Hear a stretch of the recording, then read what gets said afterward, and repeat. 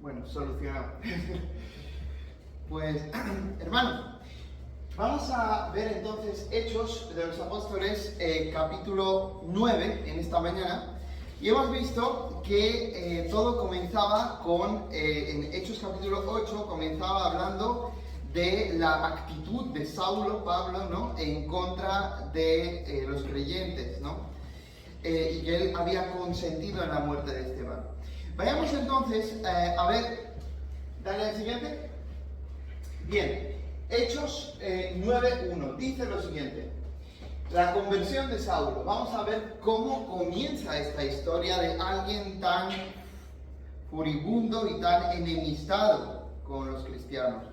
Dice: Saulo, respirando todavía amenazas, por eso el todavía, respirando todavía amenazas y muerte contra los discípulos del Señor, fue al sumo sacerdote y le pidió cartas. Ya sabéis que el sumo sacerdote es, el líder religioso del pueblo de Israel, el principal, el más importante. Entonces dice que fue al sumo sacerdote y le pidió cartas para las sinagogas, los lugares de reunión judíos de Damasco, o sea, otra ciudad, para que si encontraba algunos que pertenecieran al camino, que es como llamaban a los cristianos, tanto hombres como mujeres, los pudiera llevar atados a Jerusalén. Y sucedió que mientras viajaba, al acercarse a Damasco, de repente resplandeció en su derredor una luz del cielo. Fijaos, hermanos, lo que está pasando aquí.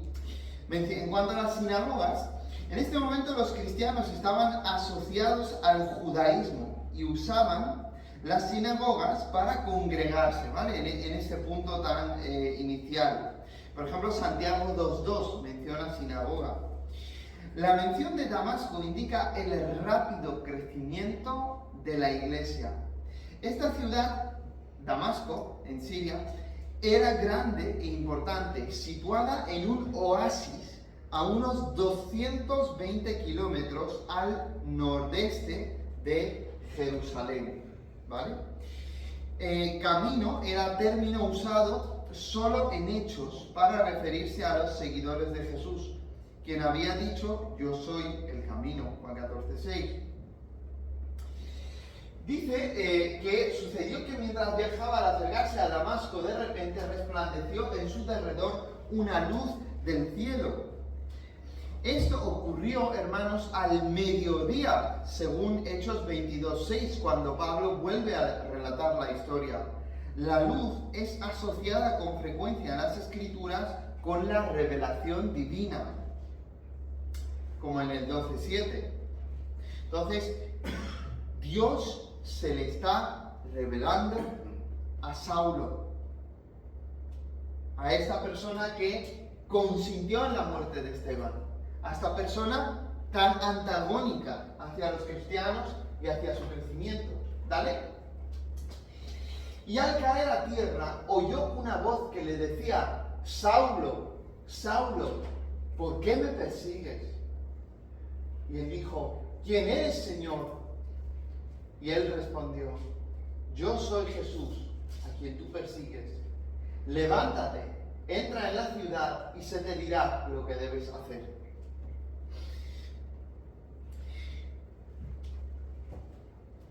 Entonces, ¿qué es lo que estamos viendo aquí?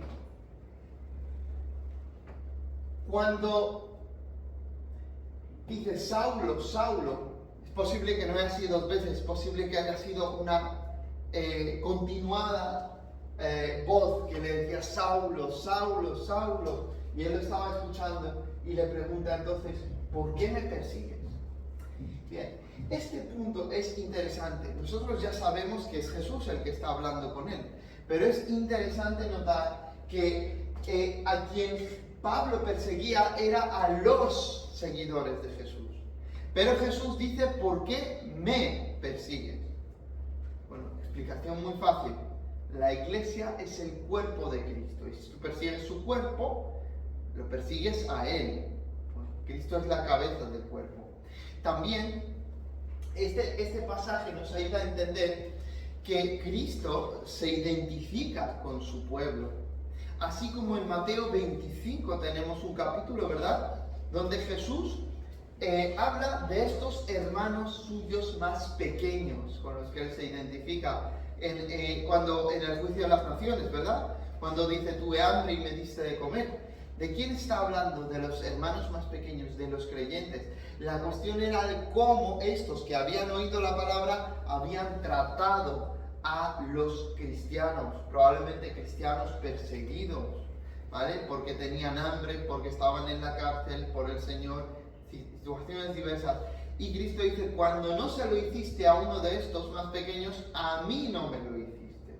Entonces, lo que tú haces por un hermano o una hermana en Cristo, naciendo esa acción del amor hacia Dios y por esa persona porque amas a Dios, cuando quieres beneficiar a esa persona y no lo haces solo para quedar bien, eso cuenta como una recompensa en el reino de Dios. ¿Vale?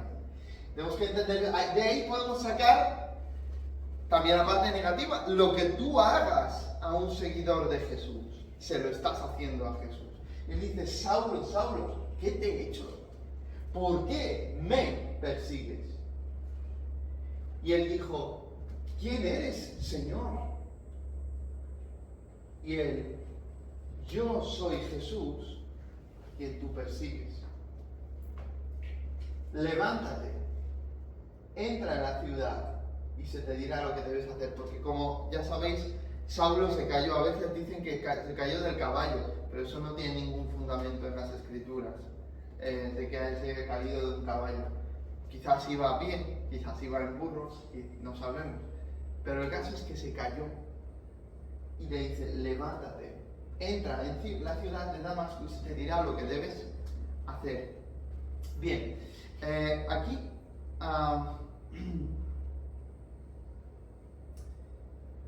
vale, continuamos. Dice, los hombres que iban con él, con Saulo, se detuvieron atónitos, o sea, estaban en shock, oyendo la voz, pero sin oír a nadie. ¿Vale?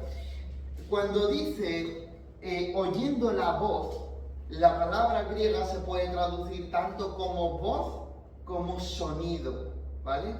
Al igual que pues en ese pasaje, ¿no?, de Juan capítulo 3, donde dice que el Espíritu sopla donde quiere y oyes su voz, o en la Reina Valera, ¿no?, el viento sopla donde quiere y oyes su sonido, ¿vale? Voz, sonido.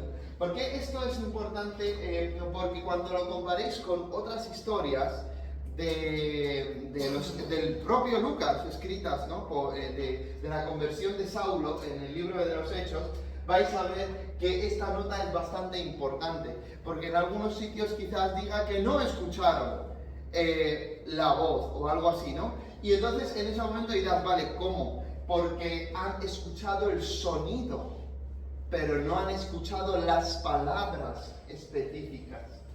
Entonces, bueno, ahí está la cuestión de la polisemia y de la traducción, ¿no? Los hombres que iban con él se detuvieron atónitos, estaban en shock, oyendo el sonido, pero sin ver a nadie. Ellos quizás vieron la luz, pero no vieron a nadie. Saulo se levantó del suelo, y aunque sus ojos estaban abiertos, no veía nada. Llevándolo por la mano, lo trajeron a Damasco. Y estuvo 3 días sin ver, y no comió ni bebió. Sobre esto,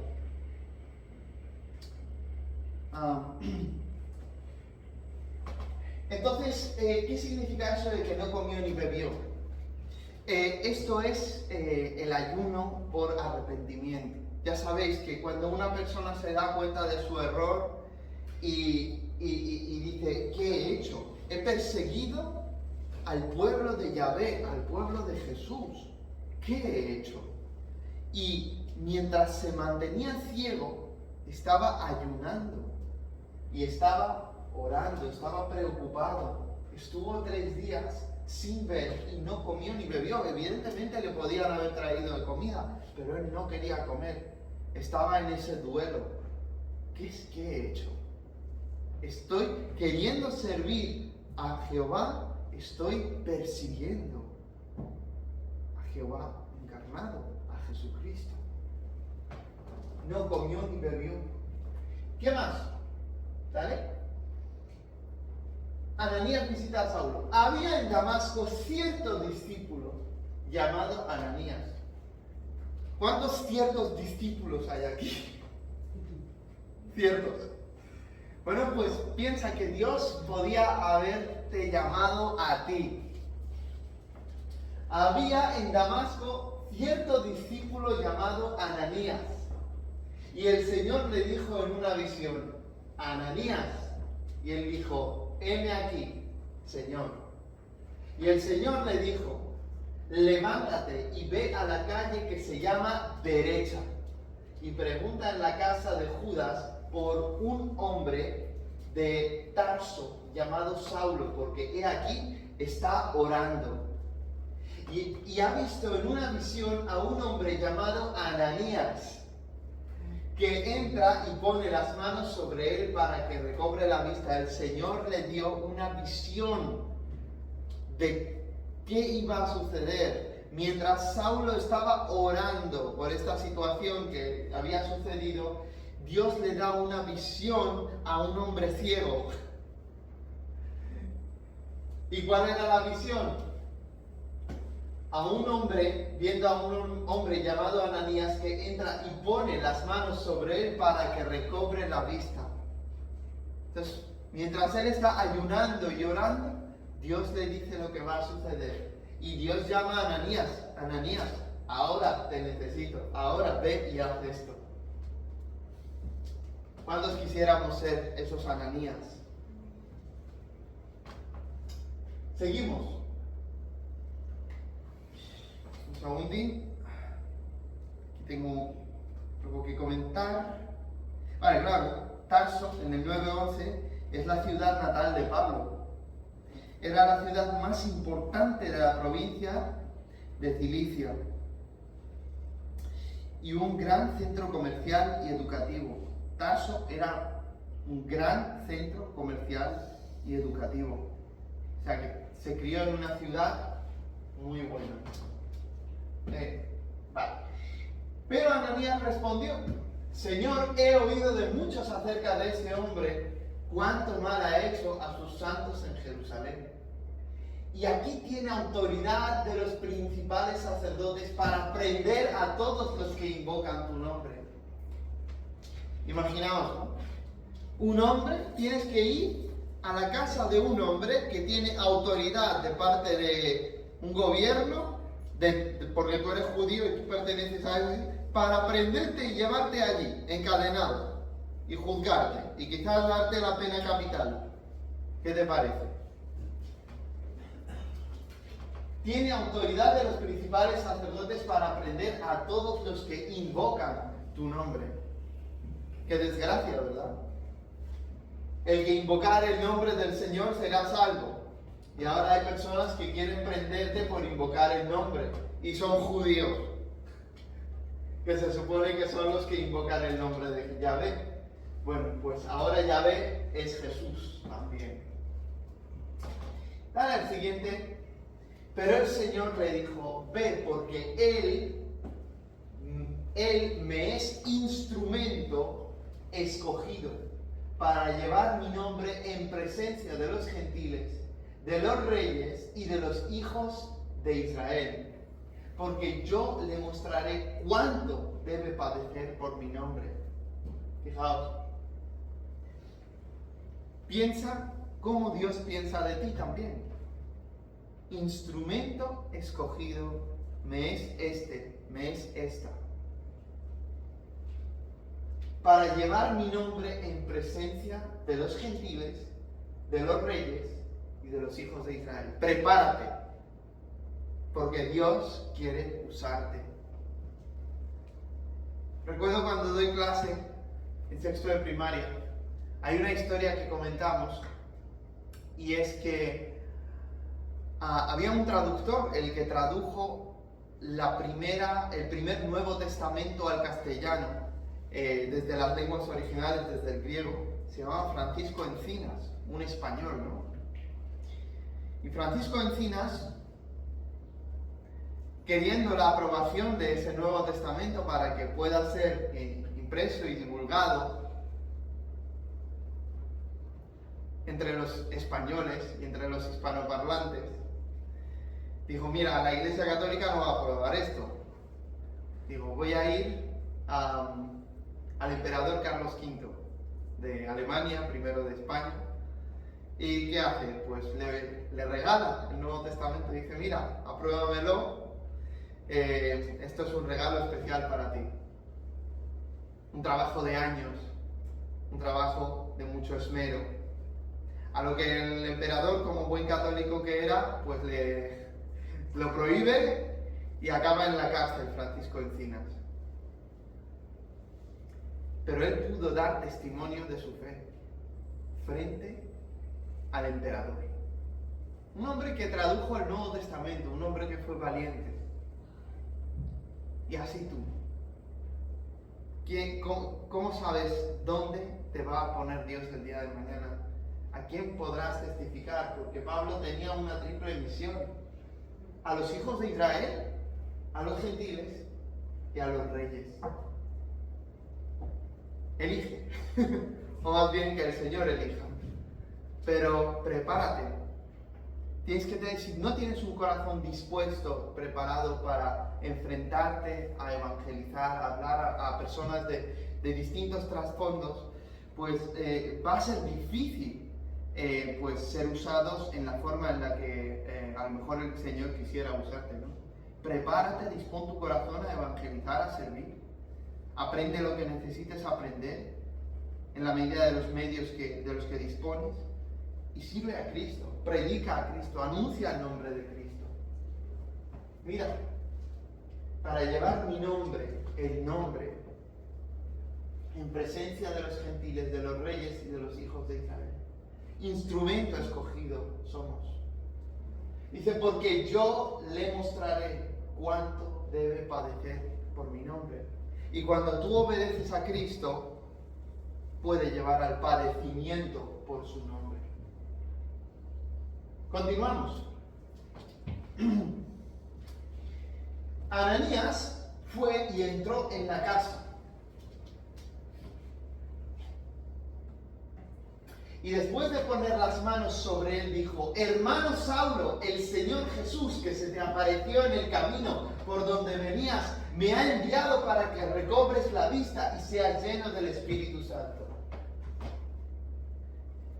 Qué valiente, Ananías. El Señor Jesús que se te apareció en el camino por donde venías, me ha enviado para que recobres la vista. ¿Y para qué? Para que seas lleno del Espíritu Santo. No le envió ni siquiera para bautizarlo, le envió para que reciba la vista y que sea lleno del Espíritu Santo. Al instante cayeron de sus ojos como unas escamas y recobró la vista y se levantó y fue bautizado. Además, fue bautizado. Mirad, el milagro sucedió. Él fue lleno del Espíritu Santo, recobró la vista, se levantó y fue bautizado. Tengas en cuenta para el versículo 13, santos, este término se usa 4 veces en el libro de Hechos para referirse a cristianos. El versículo 13, el 32, el 41 y el 26:10. ¿Vale? Tengas en cuenta que los santos son los cristianos porque fueron santificados por la sangre de Cristo y pasaron de las tinieblas a la luz. Pertenecen a otro reino, separados para Dios, para su uso. Hechos 9:15, para llevar mi nombre.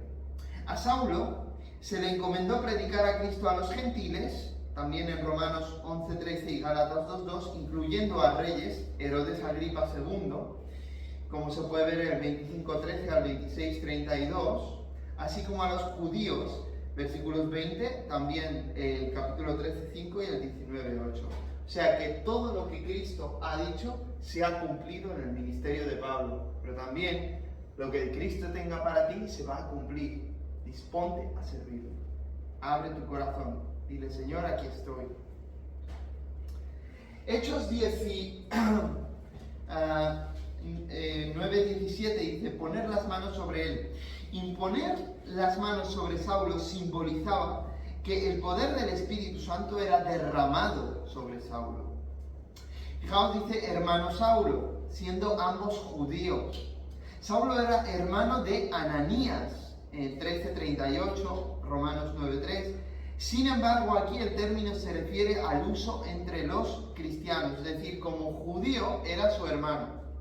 Pero además aquí se utiliza como ya hermano en Cristo. Señor Jesús, el Cristo resucitado, se le apareció personalmente a Saulo, como indica 1 Corintios 15:8, después del credo. Continuemos entonces. Siguiente, dice, versículo 19, tomó alimentos, Pablo, ¿no? El cual ayunó 3 días, y cobró fuerzas, y por varios días estuvo con los discípulos que estaban en Damasco. Por varios días estuvo con otros cristianos que estaban en Damasco. Continuamos. Saulo predica en Damasco. Fijaos, recién convertido. Y enseguida se puso a predicar a Jesús en las sinagogas. ¿Dónde has visto tú una persona que lleva días y ya se pone a predicar en sinagogas? Bueno, Dios había escogido a Saulo, y aparte de la revelación de Cristo que le dio, era un hombre conocedor a fondo del Antiguo Testamento y de las tradiciones judías, como nos había leído hoy el hermano Crisóstomo, hebreo de hebreos, educado a los pies de Gamaliel, uno de los rabinos más importantes del siglo I. ¿No es este el que en Jesús destruía? Fijaos lo que dice. Todos le escuchaban, estaban asombrados. Estaban asombrados y decían, ¿no es este el que en Jerusalén destruía a los que invocaban este nombre y el que había venido aquí con este propósito, para llevarlos atados ante los principales sacerdotes? Para eso vino. ¿Por qué no lo estaba haciendo? Estaba haciendo lo opuesto. Dice que estaban asombrados, expresión usada 4 veces en Hechos. Los judíos estaban maravillados porque el que antes perseguía con saña a los cristianos ahora predicaba el nombre de Cristo. Entonces, ¿qué estaba anunciando? De repente este hombre que conocía el Antiguo Testamento les estaba explicando por qué Jesús sí es el Hijo de Dios. Muy importante. ¿Qué tarea? Recién convertido y ya teniendo que explicar estas cosas. Bueno, gracias a Dios él conocía el Antiguo Testamento, como digo. ¿Seguimos? Pero Saulo seguía fortaleciéndose y confundiendo a los judíos que habitaban en Damasco, demostrando que este Jesús es el Mesías, el Cristo. Entonces seguía fortaleciéndose y confundiendo a los judíos, que estaban en shock. ¿Qué le pasa a este? No vino a perseguir y seguía fortaleciendo. ¿Y sabéis gracias a quién se fortalecía? Por el Espíritu Santo. Porque es el Espíritu Santo el que te capacita para hacer lo que tienes que hacer. Continuamos. Saulo escapa de los judíos. Dice, después de muchos días los judíos tramaron deshacerse de él. Pero su conjura llegó al conocimiento de Saulo, y aún vigilaban las puertas día y noche con el propósito de matarlo. Fíjate, la ciudad de Damasco, vigilando las puertas de día y de noche para matarlo.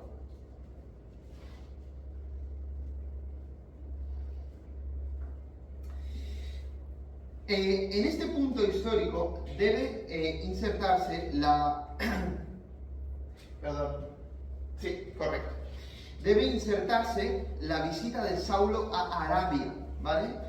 Esto es importante entenderlo porque cuando leemos Gálatas 1:17 al 18, se habla de esa visita a esa región que estaba en la zona de Damasco, llamada Arabia, que no es exactamente la Arabia Saudita que hoy tenemos en mente, ¿vale? Era un territorio distinto, aunque podía incluir sus territorios. Entonces, él habla de su tiempo en Arabia. Es en este punto histórico donde se comenta que debe insertarse la visita de Saulo a Arabia, o sea, el periodo mencionado en Gálatas 1:17 al 18. Después de muchos días, ¿veis? Muchos días, pueden ser años, puede ser mucho tiempo, los judíos tramaron deshacerse de él, pero su conjura llegó al conocimiento de Saulo. Y estos vigilaban de día y de noche las puertas, ¿cierto? Y vamos a ver qué sucede a continuación. Cuando Pablo regresó a Damasco, el gobierno de Aretas, rey, quería arrestarlo. Pero los hermanos, a pesar de la estrecha vigilancia, le ayudaron a escapar bajándolo en una canasta desde la muralla. ¿Seguimos? Dice, pero sus discípulos lo tomaron de noche y lo sacaron por una abertura en la muralla, bajándolo en una canasta. Imaginaos, qué formas tan creativas tiene que haber para huir de los enemigos, ¿no? Continuamos. Saulo en Jerusalén, cuando llegó a Jerusalén, trataba de juntarse con los discípulos. El propósito de esta visita era conocer a Pedro, según Gálatas 1:18, ya que los creyentes le temían a Saulo. Bernabé intervino a su favor, como veremos en el versículo 27. Cuando llegó a Jerusalén, trataba de juntarse con los discípulos y todos le temían, no creyendo que era discípulo, pues por razones evidentes, ¿no? Como en Jerusalén se produjo el martirio de Esteban, no era fácil de creer que él fuese seguidor de Jesús. Pero Bernabé lo tomó y lo presentó a los apóstoles.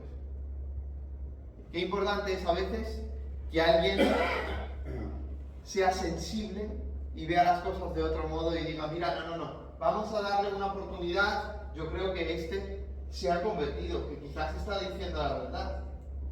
Pero Bernabé lo tomó y lo presentó a los apóstoles y les contó cómo Saulo había visto al Señor en el camino y que él le había hablado y cómo en Damasco había hablado con valor en el nombre de Jesús. Entonces, Bernabé pudo dar testimonio de la fe y de la valentía de Saulo y de cómo se enfrentó a los oponentes del Evangelio.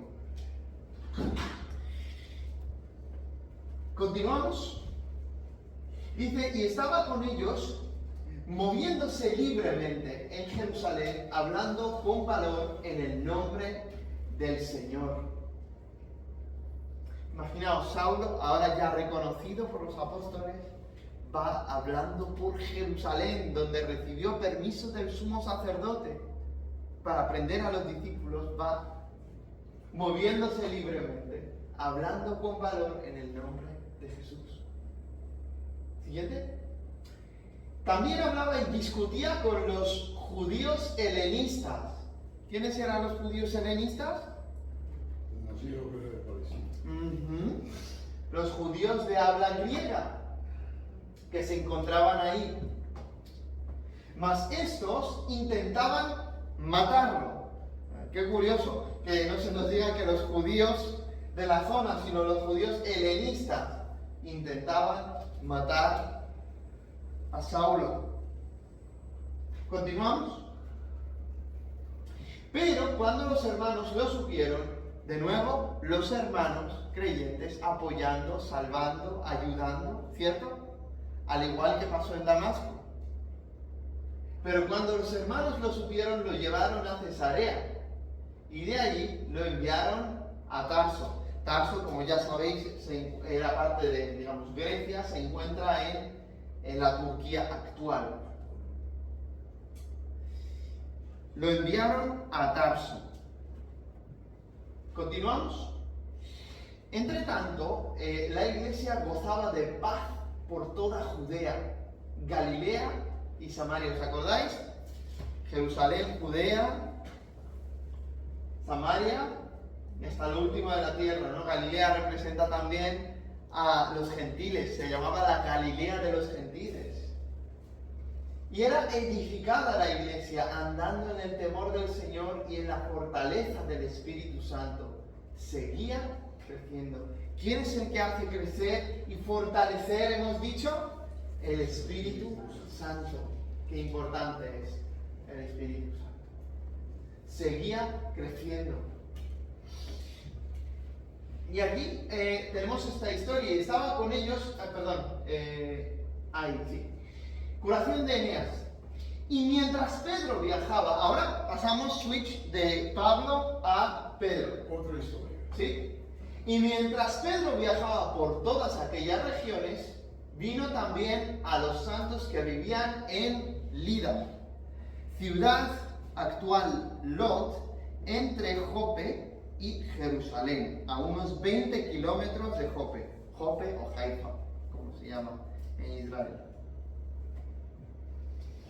Allí encontró a un hombre llamado Eneas que había estado postrado en cama por 8 años, que estaba paralítico. Imagínate, una persona 8 años postrada en cama. ¿Vale? ¿Qué más pasó? Y Pedro le dijo: Eneas, Jesucristo te sana, levántate, haz tu cama, y al instante se levantó. Y todos los que vivían en Lida y en Sarón lo vieron y se convirtieron al Señor. ¿Qué pasa? Los milagros comprueban, corroboran la verdad del mensaje del Evangelio. Lo hemos dicho muchas veces. Cuando se predica el Evangelio en lugares donde no ha habido predicación del Evangelio, el Señor acompaña con señales y prodigios para que las personas tengan testimonio sobrenatural de la veracidad del Evangelio. Y Pedro dijo: Eneas, Jesucristo te sana, levántate, haz tu cama, y al instante se levantó, y todos los que vivían en Lida y en Sarón lo vieron y se convirtieron al Señor. Aquí habla de Lida, habla de Sarón, que es fértil llanura costeña entre Jope y el monte Carmelo. Y dale al siguiente. Y dice: resurrección de Dorcas. Había entonces en Jope una discípula llamada Tabita, que traducido al griego es Dorcas. Esta mujer era rica en obras buenas y de caridad que hacía continuamente. Estamos hablando de una mujer, ¿vale?, que dice que era rica en buenas obras y de caridad que hacía continuamente. Tabita, que en griego es Dorcas. Ahora mismo os digo la nota acerca de este nombre. Mira, Dorcas es Gacela. Gacela significa su nombre. Y dice, siguiente versículo: y sucedió que en aquellos días se enfermó. ¿Quién? Dorcas, Tabita. Se enfermó y murió. Y lavado su cuerpo, como hacían los judíos, ¿no?, lo pusieron en un aposento alto. ¿Qué más? Como Lida estaba cerca de Jope, los discípulos, al oír que Pedro estaba allí, le enviaron 2 hombres, rogándole: no tardes en venir a nosotros. Jope era el puerto principal de Judea, a unos 60 kilómetros de la capital, de Jerusalén. Entonces, se nos dice aquí, pues esta historia, ¿no? Entonces en Jope había una discípula y dice, como Lida estaba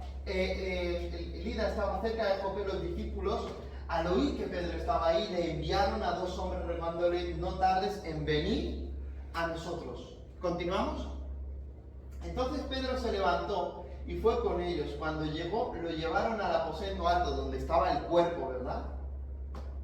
Y todas las viudas lo rodearon llorando. Era costumbre de que pues haya personas llorando y muchos días a las personas fallecidas. Además, era una persona maravillosa por lo que hemos leído. Mostrando todas las túnicas y ropas que Dorcas solía hacer cuando estaba con ellas. ¿Qué más? Más Pedro, haciendo salir a todos. ¿De dónde aprendió esto? De Jesús, ¿no? Que sacó a todos, excepto a Jairo y a su mujer, y dejó a los 3 discípulos principales. Mas Pedro, haciendo salir a todos, se arrodilló y oró. Imagínate, una persona muerta, un cadáver, y él tiene fe. Pero no se nos habla de otras resucitaciones previas en el ministerio de Pedro. Dice, haciendo salir a todos, se arrodilló y oró, y volviéndose al cadáver dijo, Tabita, levántate. Y ella abrió los ojos y al ver a Pedro se incorporó. ¡Qué maravilla! Al igual que Jesús hizo con Lázaro, al igual que hizo con el hijo de la viuda de Naín, al igual que hizo con la hija de Jairo, donde Pedro aprendió esta lección de sacar a los demás. Se quedó a solas con Dios, oró. Y al igual que pasó en la historia de Eliseo, en el Antiguo Testamento Dios resucita, revive a Tabita. Y él le dio la mano y la levantó, llamando a los santos, o sea, a los cristianos, y a las viudas, la presentó viva. Al igual que Jesús dijo, darle algo de comer, ¿no? A la chica. La presentó viva. ¡Qué maravilla, hermanos! Continuamos. Y esto se supo en todo Jope. Y muchos creyeron en Pedro. No, en el Señor. ¿Verdad? Y Pedro se quedó en Jope muchos días con un tal Simón curtidor. Esto tiene una nota bastante interesante. Que Pedro se quedó en Jope muchos días con un tal Simón el curtidor. Se llama igual, Simón, ¿no? El oficio de curtidor era ceremonialmente inmundo, pues implicaba tocar las pieles de animales muertos. Por esta razón, un judío religioso no visitaría a este Simón, pero Pedro ya estaba aprendiendo a no llamar inmundo a nadie, cosa que aprendería en Hechos 10:28 más tarde.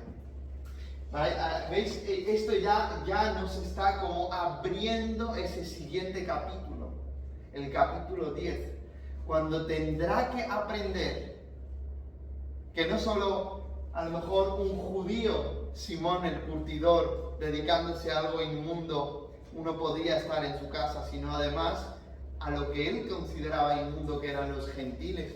Inaceptable entrar en la casa de los gentiles. Y de eso hablaremos en la próxima predicación. ¿Continuamos?